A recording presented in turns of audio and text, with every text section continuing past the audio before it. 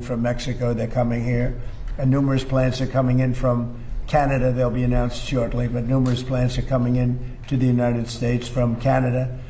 Also Japan, South Korea, and Germany.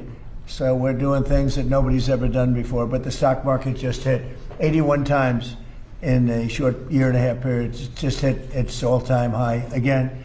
I want to congratulate Darlene Graham on her tremendous victory on Tuesday night. And she's sailing now. She's really doing great. She's still got to run against a radical left lunatic. And the South Carolina people are not going to stand for that. I know South Carolina very well. I won it every time by record numbers, have the all-time record by millions of votes. But I just want to congratulate Darlene for having run really a great race. And she's going to be a great senator, and the people love her. There's something about her that's very special. She's got a little Lindsay in there somewhere, got good genetics. So Lindsay's looking down very, very happy and very proud of her sister.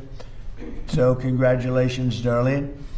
And finally, I guess the purpose of this more than anything else is we're going to be changing the name of Lake Ontario, effective immediately, to Lake America. That's going to take place right now as I sign the order. Do you have anything to say about it, Ben? Yes, sir. So this is a straightforward but important executive order. It directs Secretary Burgum and the Department of the Interior to update the Geographic Names Information Service to reflect that the lake once known as Lake Ontario will, from this day forward, be known as Lake America. This is a lake that has most of its volume in the United States. The deepest parts of the lake sit in United States territory, so this will reflect that This is an American lake.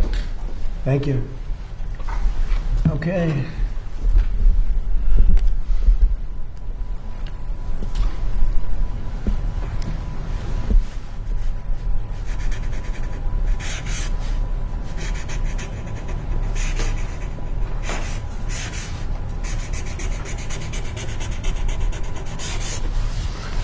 Okay.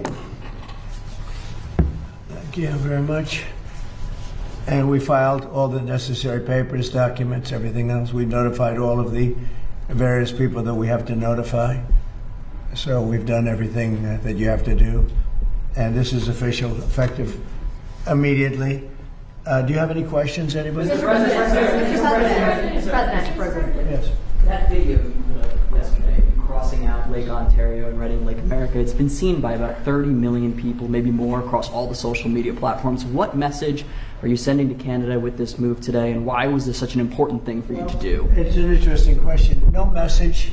As you know, Canada's been ripping us off for a long time on trade, very sadly. Even the military. You know, we defend Canada for nothing. We don't get anything. They don't pay us to defend Canada, but we defend Canada, and they understand that. As an example, we bought icebreakers. They'd like to use them. We have 11 brand new icebreakers coming in. They'd like to use the icebreakers. They don't pay for anything. And they want to be treated like a state, but they're not a state.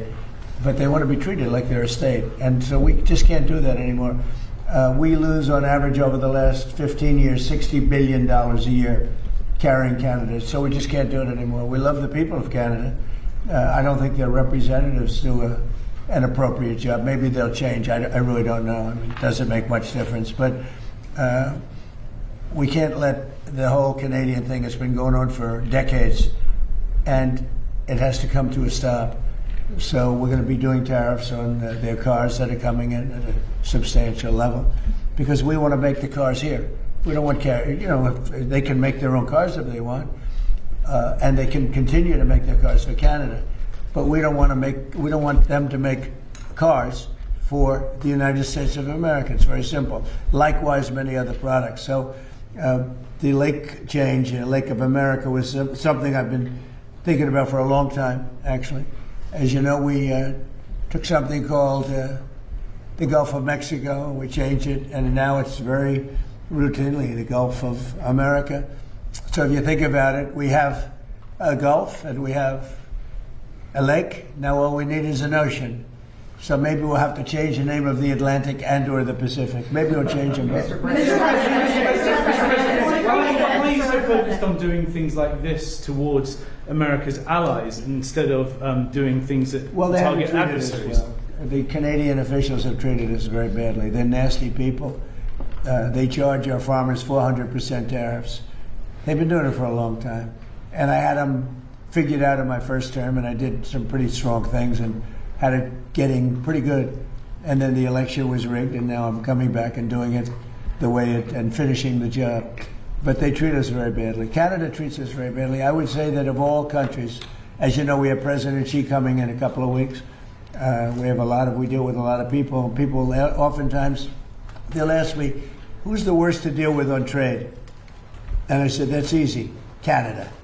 They are the worst to trade. And they feel entitled, and just we can't have that. Mr. President, Ted Cruz keeps teasing a 2028 presidential run. You've run against him for president. Do you think he could be president? What's your reaction to that? You say he's going to run? Or? He's teasing he's talking about it. You don't mean 2020, but you mean... 2028. Yeah. I would say that he's very talented. He's a very good friend of mine. I think he might do that, yeah. Mr.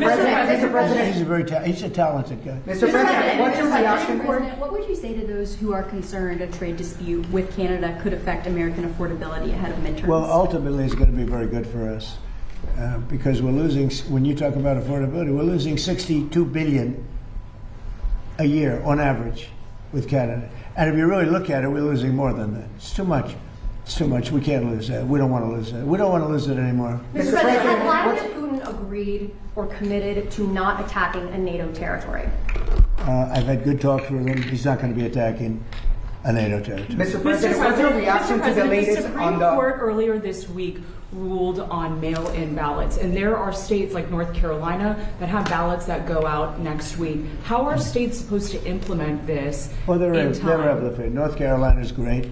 It's a great place. I won it all 3 times. They do some mail-in ballots, but basically they ruled on the legitimacy and the way we want to make them legitimate. And it was a great ruling for the Republican Why Party.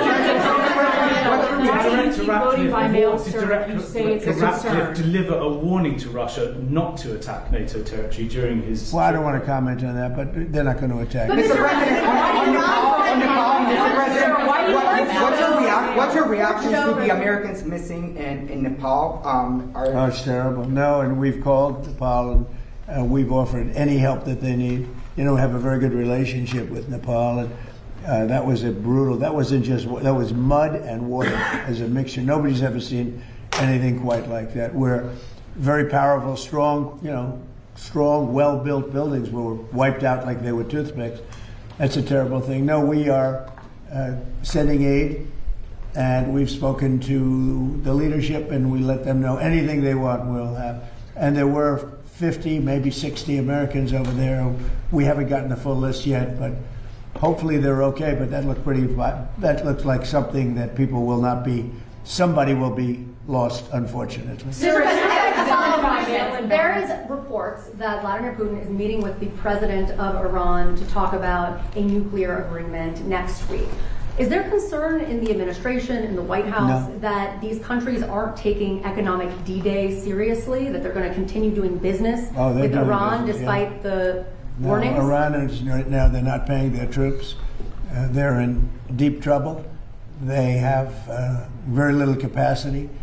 Last night we took 24 boats through the strait. We're taking them through all the time. I say it very openly. It doesn't mean we're finished with the military, but the strait is open, as you know. The Strait of Hormuz is open. We have control, and we have the blockade. Iran's not getting anything. Nothing is going through. Not one ship has gotten through. But will you punish Putin or Russia if they continue to do business? It depends. So far, I think Russia's behaved quite well, having to do with the Strait of Hormuz.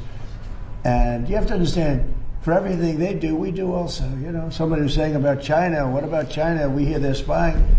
We spy on them too. That's the way it goes. Why not sanction Chinese banks, though, who are doing business? Well, who said I'm not? You said, why not? I mean, who said I'm not? You don't know if I'm doing it. Well, I don't have to announce everything, do I? Are you speaking to sir, about what other leaders have you spoken to about this pressure campaign to get them to cut off ties with Iran? About Iran? There's not a lot to speak to. We don't want to speak to them. We're not looking to meet or anything. The strait is open. We're taking a lot of boats. Millions and millions of barrels of oil are coming out of the strait every day. Other countries recognize that. Every once in a while they shoot some, they put some shots out. We totally cleared the strait we have the best minesweepers in the world, the underwater minesweepers. And we've totally cleared the strait of mines. And we're watching very closely through Space Force, which is one of my things, one of my many things. But we're watching, we see every inch of the strait. And any boat goes in with a mine, we see it, and we take it out. We've taken out 2 of them. Mr. President. Thank you. So I'll be going to Texas, and we're working very hard. We want to win that race. He's running against a man who should never be. We have a very good candidate, Ken Paxton, and he's running against Telefrico, they call him, because he is a little freaky, and that's not a man that represents the value of Texas. So I'm going to help Ken Paxton, and I'm going to spend a lot of time in Texas. I have the all-time highest vote in the history of Texas also, and I'm going to spend some time there. We'll be going tonight. Some of you are going with me. Thank you very much, everybody.